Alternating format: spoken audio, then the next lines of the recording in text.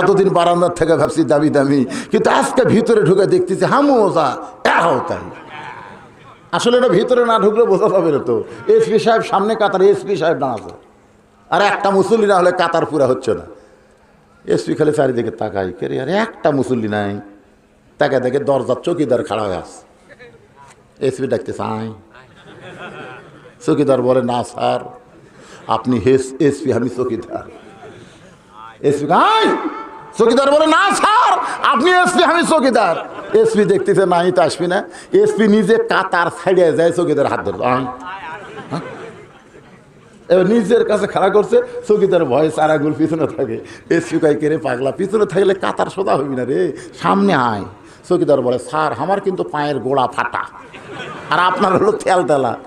SP বলতে তো ফাটা তেলতেলা এক করা লাগবে, নচেত নামাজ হবি না। এসপির ফাটা তেলতেলা পাও, লরম পাও, বোঝেন না, বিদেশি জুতা পাও দেয়, আর চৌকিদারের জুতা আছে খালি দৌড়াই, ওর পায়ের গোড়া ফাটে বিলেটের মতন ধার। আসলে শীতকালে যাদের পায়ের গোড়া ফাটে, একই কম্বলের মধ্যে স্বামী স্ত্রী যদি ঘুমাবার চায়, একবার যদি স্বামীর ফাটা পা বইয়ের ওপরে যায়, বউ বলবি মহারণা মাপ ল্যাপ পাল্টাও, ধরে কোন কথা নেই, এক ফাটার মহারণা মাপ দিলাম ল্যাপ পাল্টাও। এই জন্য আপনাদের আমি অনুরোধ করছি জোড় হাত করে সবাই ভ্যাজলিন কিনবেন, ভ্যাজলিন শোয়ার আগে পায়ের গোড়া ভ্যাজলিন দিবেন। আর একটা সুন্নত নবীর আদায় করবেন, ঘুমানোর আগে মেসওয়াক করবেন। জোরে কোন কি করবেন? সারাদিন বিড়ি খেয়ে মুখটা তো পাটার মতো গন্ধ করছে, জোরে কোন কথা ঠিক না? ওই যখন ঘর যায় বউ কয় আল্লাহর এটা স্বামী না পাটা ঢুকলো রে। এই জন্য ঘুমানোর আগে মেসওয়াক করবেন, আতর সুগন্ধি ব্যবহার করবেন। স্বামী স্ত্রীর মহব্বত আল্লাহ বাড়াই দিবে, দূরে থাকবি না কাছে আসবি। জোরে কোন কথা ঠিক না? মন খারাপ করতেছেন? এখন এসপির পায়ের সঙ্গে চোখের পা লাগায় কাতার সোজা হয়েছে। চৌকিদার মনে মনে কয় আল্লাহ গো, এমন একটা জায়গার মধ্যে ঢুকলাম যে জায়গায় চৌকিদারও যা, এসপিও তা। রাখাল চিন্তা করে কে রে, এতদিন ভাবলাম দামি দামি, আজকে দেখতেছি আমিও যারাও তাই। একেবারে সামনে কাতারে মেহরাব বরাবর, সামনে কাতারে 2 রাকাত ফজরের সুন্নত নামাজ আদায় করছে। ফজরের পূর্বে 2 রাকাত সুন্নত আছে না নাই? জোহরের পূর্বে 4 রাকাত সুন্নত আছে না নাই? মাগরিবের পরে 2 রাকাত সুন্নত আছে না নাই? এশার পরে 2 রাকাত সুন্নত আছে না নাই? এই 4 ওয়াক্ত নামাজের সুন্নতের তেমন গুরুত্ব না থাকলেও ফজরের আগে যে 2 রাকাত সুন্নত, এই 2 রাকাত সুন্নতের এতই গুরুত্ব, আসমান জমিনের চাইতেও দাম বেশি। রাখাল ফজরের 2 রাকাত সুন্নত আদায় করে চুপটি করে বসে আছে, চুপ। কারণ মনের মধ্যে আসা আজকে দেখ মোরে সারা জীবনের সাধনা খালি একটা বার। এমন সময় এক সাহাবি মসজিদের মধ্যে ঢুকে দেখে জায়গা দখল। ওই সাহাবি যে জায়গায় নামাজ পড়তো সেই জায়গায় রাখাল বসে আছে। ওই সাহাবির নাম হলো ওসমান গনি। জোরে কোন নাম কি? মনে মনে কয় আমার জায়গা দখল করলো কি রে। আপনারা হয়তো ভাবতেছেন হুজুর মসজিদে কারো জায়গা কি দখল থাকে? আছে। রাসূল বলেছেন আমি যখন ইমাম হব, হাদিসটা শোনেন, আমি যখন ইমাম হব আমি বরাবর যিনি পিছনে দাঁড়াবে তার নাম হলো আবু বকর। আবু বকর যখন ইমাম হবে, আবু বকর বরাবর পিছনে যিনি দাঁড়াবে তার নাম হলো ওমর। ওমর যখন ইমাম হবে, ওমর বরাবর যিনি পিছনে দাঁড়াবে তার নাম হলো ওসমান। ওসমান যখন ইমাম হবে, ওসমান বরাবর পিছনে যিনি দাঁড়াবে তার নাম হলো আলী। আমার আলী যখন ইমামতি করবে, আলী বরাবর পিছনে। এই পিছনে কথা বলার পরে নবী আর কারো নাম বলে না, সাহাবেরা বলতেছে ইয়া রাসূলুল্লাহ আলী যখন ইমামতি করবে আলী বরাবর পিছনে কে দাঁড়াবে? রাসূল বললেন মা ইয়ানতিকু আনিল হাওয়া ইন হুয়া ইল্লা ওয়াহুন ইউহা। আমি রাসূল বলতে পারি না যতক্ষণ আল্লাহ না বলায়। এই আলী পর্যন্ত বলার হুকুম পাইছি, এই আলী পর্যন্ত হলো খোলাফায়ে রাশেদা। সুবহানাল্লাহ। কোন? তাহলে উমর যখন ইমামতি করবে, উমর বরাবর পিছনে কে দাঁড়াবে? কে রে যুবকেরা কথা কও না কে রে? আরো জোরে কর, নাম কি? ওসমানের নাম নিলে সওয়াব না পাপ? মেসির নাম নিলে খালি মেসির নাম নিলে সওয়াব? নেইমারের নাম নিলে, এগুলা খ্রিস্টানের নাম নেওয়া মাত্রই পাপ হবে। আর আশারে মুবাশশারা 3 নম্বর ওসমানের নাম নেওয়া মাত্র আল্লাহ আপনাকে সওয়াব দিবে। ওসমান গনি চিন্তা করতেছে, কেউ যখন মসজিদে কোনো জায়গা বসে, সে ইচ্ছা মতো জায়গা না ছাড়লে তাকে সরে দেওয়া যাবে না, এটা নিয়ম নাই। ওসমান গনি রাখালের 500 টাকায় তাকে ফাঁকা জায়গা, ওই ফাঁকা জায়গার মধ্যে ফজরের 2 রাকাত সুন্নত নামাজ আদায় করছে। ভাইজান, এখন কিন্তু মা বোনদের কিছু ওয়াজ হবে।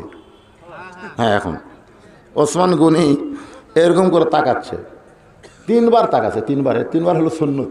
আপনি যে কোনো কাজ করেন 3 বার, অজু হাত ধোয়া কয়বার, মুখ কুলি করা কয়বার, 3 বারের মধ্যে কিন্তু একটা মজা আছে। সে মজাটা কি পরে বলতেছি। তো ওসমান গনি একবার এলো, মানে একবার তাকাতেই রাখাল। ওসমান গনি আবার যেই মাত্র তাকাইছে, সঙ্গে সঙ্গে রাখাল গলা খাকারে আরো জোরে দিছে। ওসমান গনি যেই মাত্র 3 বার তাকাইছে, সঙ্গে সঙ্গে রাখাল দাঁড়ায় বলতেছে, এই মিয়া, বারবার কি দেখো মিয়া। ওসমান গনি ভয়ে লাফ দৌড়ছে, কারণ রাসূল বলেছে, হায়াউন ওসমান, সবচাইতে লজ্জাশীল নরম মানুষটার নাম হলো ওসমান। ওসমান গনি উঠে বলতেছে, ভাইজান, আপনাকে কোনোদিন সামনে কাতারে দেখিনি ভাই, আজকে দেখছি, একটু মহব্বত করে তাকাচ্ছি, তাতে অসুবিধা কি? আপনার পরিচয় কি? বলে, আমার পরিচয় রাখাল। যেই কইছে রাখাল, ওসমান গনি মুচকি মুচকি হাসতেছে। মুচকি মুচকি হাসার কারণ হলো, রাখাল যারা হবে তারা নরম হলে চলবে না, তাদেরকে গরম হতে হবে। ওসমান গনি মুচকি মুচকি হাসার কারণ হলো, রাখাল যারা হবে তারা নরম হলে চলবে না। ছাগল গরু চড়াচ্ছে, আবাদের দিকে যাচ্ছে, এখন বলতেছে, বাবা গরু, ওদিকে যাস না বাবা, ওদিকে আবাদ আছে রে। এরকম সুন্দর করে কলে গরু শুনবি। আর যদি রাখাল, এই গরু, এই লাঠি দেখ, গরু কিন্তু মানুষের চাইতে ভালো শোনে। এই ঘাড় কাট করে, ওরে বাবা রে, ওই আবার ঘাসের দিকে চলে আসবে। প্রত্যেকটা অভিভাবককে আল্লাহ রাখালের দায়িত্ব দিয়ে প্রেরণ করেছে। আমরা যারা অভিভাবক, আমাদের উপর রাখালের দায়িত্ব কে দিছে? হয়তো আপনি বলবেন, হুজুর, আমার তো গরু ছাগল নাই, আমি কার উপর রাখালি করব? আমার গরু ছাগল নাই, আমি কিসের রাখালি করব? আপনি চোখ বন্ধ করে দেখেন, আছে আছে। আমার একটা আছে 45 বছরের গাভী। আমার গাভীর বয়স হলো 45 বছর।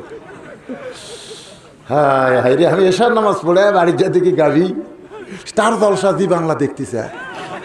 হায় হায় হায় রে, আমি এশার নামাজ পড়লাম আর আমার গাভী স্টার জলসা জি বাংলা দেখতেছে। আমার কোনো রাখালি নাই, আমার কোনো রাখালি নাই। আমি মুসলমান, আমার ঘরের মধ্যে হিন্দুদের পূজার বাদ্য লো লো লো করে বাজতেছে। আপনি সুবহানাল্লাহ আলহামদুলিল্লাহ করে জান্নাতে যাবেন, ওই জায়গাতে রাখালি করা লাগবে। কি ছিলালে কি সিলিয়া ডিশের লাইন,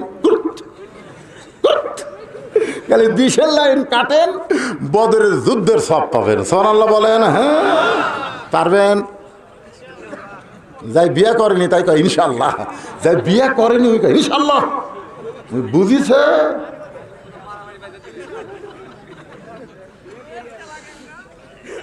দেখেন, আমি চোখ বন্ধ করে দেখলাম, আমার বাড়িতে একটা 22 বছরের আইডিয়া আছে। উনি আবার আর্জেন্টিনার সাপোর্টার হচ্ছে। আইডিয়ার বয়স হলো 22, সাপোর্টার হলো আর্জেন্টিনা। পতাকা বাড়াইছে 100 গজ। আমার আইডিয়া সারাদিন খালি ঘরে স্ক্রিন টাচ একটা মোবাইল পাশে, সারাদিন ঘরে, মাঝে মধ্যে মির্কি বেড়ার মতো করতেছে, মানে ফ্রি ফায়ার পাবজি গেম খেলে। আমার আইডিয়া মানে আমার ছেলে। আমার একটা বকনা আছে 17 বছর বয়স, ওই খালি প্লাজো পায়জামা টাকনুর উপর আঘাত করে হাইল পরে কিলকিল করা ঘরে। আগে ওন্না দিছিল এইরকম, আগে ওন্না এরকম দিচ্ছিল, মোটামুটি ভালো আছিল, যুবকেরা দেখতে পারেনি। কিন্তু আমার বকনা এখন ওন্না ঘুরে দিচ্ছে, এরকম ঘুরে দিচ্ছে, ওন্না পিছন দিকে দিচ্ছে।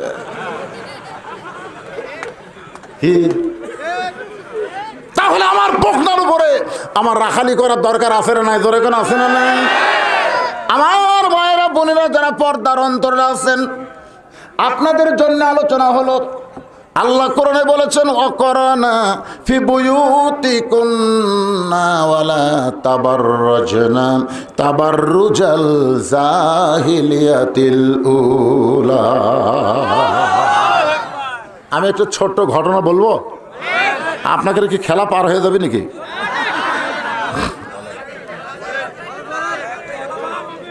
কে রে, ওরা কোন দিক থেকে আছে রে? ও দেখ মুরব্বী লাইট ধরে না, সানাসুর বেছে না, কি বেছে রে?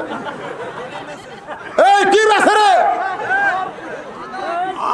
আশ্চর্য ধরনের কথা। আমি আমার ওয়াজের জীবনে ওয়াজের প্যান্ডেলের ভিতরে বেচা কেনা দেখিনি। আজকে প্রথম দেখতেছি ওদের বাতি জ্বালা কাম সাথী স্যার না, মুরব্বী লয় রে, তো চেহারা মানুষ দেখা যায়। কে রে, বাদাম কিনে কে রে? আশ্চর্য কথা।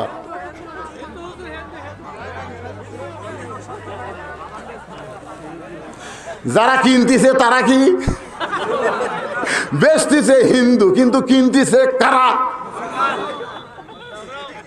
আমার কথা কি আপনাকে ভালো লাগতেছে না? ভালো লাগতেছে না? বর্তমান বিশ্বের প্রেক্ষাপট নিয়ে আলোচনা হচ্ছে কি হচ্ছে না?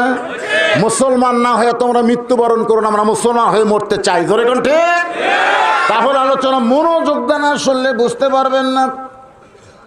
আল্লাহর বান্দারা শোনেন, কতগুলা মেয়ে মানুষ, মা বোনদের জন্য ওয়াজ, মা ফাতেমার সঙ্গে দেখা করবে রাইছে, মা ফাতেমার সঙ্গে দেখা করবে, কতগুলো মেয়ে মানুষ আশা দেখে দরজা বন্ধ। মেয়েরা চিন্তা করতেছে আমরা ফাতেমার সঙ্গে দেখা করব, দরজা যে বন্ধ, তাহলে দেখা কেমনে হবে? এই ছেলেপেলেরা শোনো, হঠাৎ মেয়েরা দেখতে পায় ছোট্ট একটা বাচ্চা সামনে দৌড়াদৌড়ি করতেছে। ওই বাচ্চাটাকে ডাক দেয়, বলে বাবু তোমার নাম কি? বলে আমার নাম হলো হোসাইন ইবনে আলী। মেয়েরা বুঝবার পারছে, ওরে বাবা এটাই তো ফাতেমার সন্তান। সুন্দর করে বলে বাবু আমরা মেয়েরা তোমার মায়ের সঙ্গে দেখা করবার চাই, তুমি একটু তোমার মায়ের কাছে গিয়ে বলো তোমার মা যেন আমাদের জন্য দরজা খুলে দেয়। সঙ্গে সঙ্গে হোসাইন মারছে দৌড়। ভালো মায়ের বাচ্চা, বোঝেন না, কথা যা বলবি শুনবি না। আর আমাদের গুলো কথা কোন ঘাটতে, সঙ্গে সঙ্গে হোসাইন দৌড়। হোসাইন যখন দৌড়ে যাচ্ছে, যে ঘরের ভিতর দিয়ে ফাতেমার ঘরের মধ্যে ঢুকবে, সেই ঘরের মধ্যে হযরত আলী আল্লাহর কোরআন পড়তেছে। হযরত আলী আল্লাহর কোরআন তেলাওয়াত করতেছেন। ইন্নামাল মুমিনুনা আল্লাযীনা ইযা যুকিরাল্লাহু ওয়াজিলাত কুলুবুহুম ওয়া ইযা তুলিয়াত আলাইহিম আয়াতুহু যাদাতুহুম ঈমানা ওয়া আলা রাব্বিহিম ইয়াতাওয়াক্কালুন। কোরআন শরীফ পড়তে হত আলী, এমন সে হোসাইন দৌড়াচ্ছে। এ হোসাইন থাম! যেই কইছে থাম, হোসাইন ব্রেক। কে রে, বারে খেলাধুলা করতেছিলি, ঘরের মধ্যে দৌড়াস কেন? হোসাইন বলতেছে আব্বু কতগুলো মেয়ে মানুষ হয়েছে, মার সঙ্গে দেখা করবে, আমি একটু মার কাছে যাচ্ছি অনুমতি নেওয়ার জন্যে। হোসাইনকে দেখায় আলী বলতেছে এই তোর বয়স কত? এই তোর বয়স কত? হোসেনকে আব্বা আমার বয়স কত আপনি ভালো জানেন। আলী বলতেছে এই জন্যই তো তোকে আটকাইছি, এখন তোর যে বয়স, তোর মায়ের ঘরের মধ্যে ঢুক পারে গেলে তুই কি অনুমতি নেওয়া লাগবে রে? আগে তুই অনুমতি লে। এখন তোর বয়স হলো 4 বছর। 4 বছরের কোনো বাচ্চা যখন তখন মায়ের ঘরে ঢুকতে পারবে না। মায়ের ঘরে ঢুকতে গেলে অনুমতি লাগবে, কারণ ঘরের মধ্যে মা যদি একটু বেসাইজ হয়ে থাকে আর বাচ্চা ঘরের মধ্যে ঢুকলে মা কিন্তু বিব্রত হবে। তোরে কোন কথা ঠিক কিনা? বাচ্চার বয়স যখন 4 হবে, কিন্তু বাচ্চার বয়স যখন 2 হবে তখন অনুমতি লাগবে না, কারণ 2 বছরের বাচ্চারা দেখবার পারবে কিন্তু বুঝবার পারবি না। 2 বছরের বাচ্চা খালি দেখবি, টস টস করে দেখবি, কিন্তু বুঝবি না। যখনই 2 বছর পার হবে, আপনার সন্তান ঘর যদি চেতনা থাকে, তাহলে আপনি কিন্তু সন্তানের সামনে আপনার বউকে আদর করে পারবেন না। আল্লাহ রাসূল নিষেধ করছে, কারণ দেখবি না ওই বলবারও পারবি। ওই বাইরে এসে বলবে আব্বা তাই মাছ চাপায় ধরছিল রে, এটা বলবার পারবি। এই জন্যে বাচ্চা 2 বছর পর্যন্ত আপনি যা ইচ্ছা তাই করেন, খেলাধুলা যা ইচ্ছা তাই করেন, কিন্তু যখনই 2 বছর পার হবি তখন কিন্তু খালি দেখবি না, ওই বুঝবারও পারবি। এখন হযরত আলী বলতেছেন, হোসাইন, মেয়ে যদি বড় হয়, বাবা যদি মেয়ের ঘরের মধ্যে ঢুকতে চায় তাহলে মেয়ের অনুমতি লাগবে। বাবা মেয়ের ঘরে যখন তখন ঢুকতে পারবে না। মেয়ে বড় হইলে মেয়ের ঘরে ঢুকতে গেলে বাবার অনুমতি লাগবে।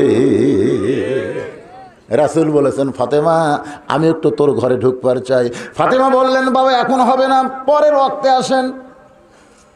আসরের নামাজ পড়ে আল্লাহর নবী বলতেছেন, ফাতেমা, জোহরের সময় কইছিলি, আমি পরের ওয়াক্তে এসেছি মা, এখন দরজা খোল, আমি একটু তোরে দেখবার চাই। ফাতেমা বলে, বাবা, জোহরের সময় দরজা খুলতে এসেছিলাম বাবা, কিন্তু আমি দরজা খুলতে পারি নাই। এখনো দরজা খুলতে আইছি বাবা, কিন্তু আমি দরজা খুলতে পারবো না, কারণ আমার পরনে এমন কাপড় আছে বাবা, ওই পরা কাপড় অবস্থায় আপনার জন্য আমি দরজা খুলতে বড় শরম পাই। সঙ্গে সঙ্গে আল্লাহর নবী এক টানে মাথার পাগড়ি খুলে ওই জানলার কাছে গিয়ে বলে, মা, আমার পাগড়িটা পরে তুই আমার সঙ্গে দেখা দে। নবীর মাথার পাগড়ি পরে ফাতেমা যখন দরজা খোলে, রাসূল তাকায় দেখে ফাতেমার চোখের তলে কালো দাগ পড়ে গেছে। রাসূল মুস্কে হাসতে বলে, ফাতেমা, চোখে সুরমা দেয়া তোরে ভালোই লাগতেছে মা। রাসূলও কান্দে, ফাতেমাও কান্দে।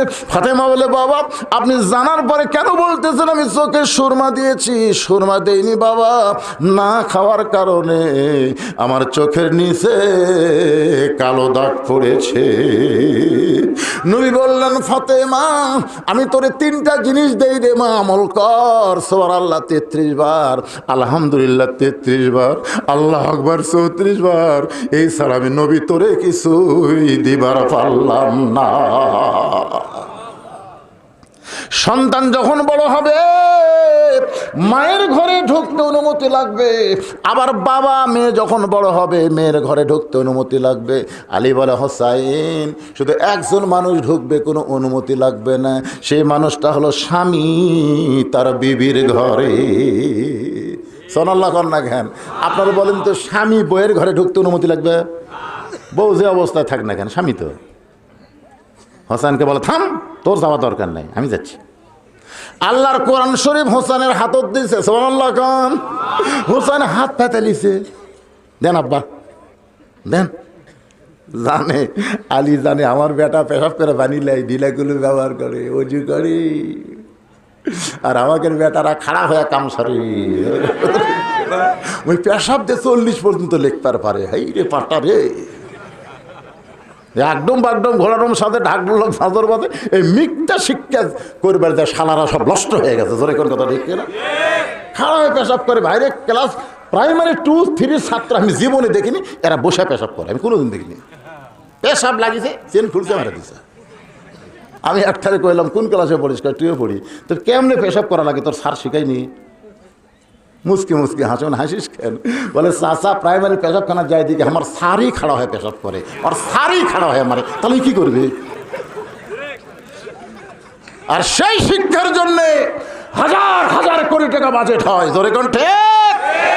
যালিকাল কিতাবুল লা রাইবা ফিহি হুদাল লিল মুত্তাকিন। আল্লাহর এই কোরআনী শিক্ষার জন্যে সরকারের বাজেটে টাকা নেই। 2-1টা নেতা দিবার চায়। আমার মাদ্রাসায় এমপি সাহেব এসে কইছে 4 টন টিয়ার দিলেন। আমি আলহামদুলিল্লাহ কই না, আল্লাহু আকবার কই না। এমপি সামসা কয়, কে হুজুর দোয়া করেন? আমি, কে রে ভাই, দোয়া আগে দোয়া আগে তাই। আমি কয়েকদিন গেছি ভাই, খালি কয়, হুজুর আপনি না পাঠে আপনি মাদ্রাসার মোহতামিম পাঠা পারেন না। আমি গেলাম, কেন মোহতামিম লাভ? মোহতামিম পাঠান। মোহতামিম পাঠালাম। হুজুর 4 টিয়ারের উপরে 40,000 চাই। আমি নাউজুবিল্লাহ, কম দরকার নেই। এই রে দেওয়া রে, তুলবার গেলে ঠেলা আছে। জোরে কথা কন না কেন? মনে হয় করুণা করতেছে। অথচ নেতারা বললে এই মাদ্রাসার বাচ্চারাই তাদের জান্নাতের জন্য দোয়া করে। জোরে কোন কথা ঠিক না? আপনারা জানেন এই মাদ্রাসায় প্রতিদিন দোয়া হয় আপনাদের জন্যে, দোয়া করে। এই বাচ্চারা কোরআন খতম করে আল্লাহকে, আল্লাহ যাদের টাকা দিয়ে পয়সা দিয়ে মাদ্রাসা চলতেছে আল্লাহ তাদেরকে জান্নাত দিয়ে দেয়। এই মাসুম বাচ্চারা তাহাজ্জুদে নামাজ পড়ে দোয়া করে। আমার মাদ্রাসাতে আমি জানি কওমি মাদ্রাসা, হাফেজি মাদ্রাসার মতো আমল আর কোনো মাদ্রাসাই নাই। জোরে কোন কথা ঠিক কিনা? আলিয়া মাদ্রাসা কলেজ মার্কা হয়ে গেছে, এই শালারাও নষ্ট হয়ে গেছে।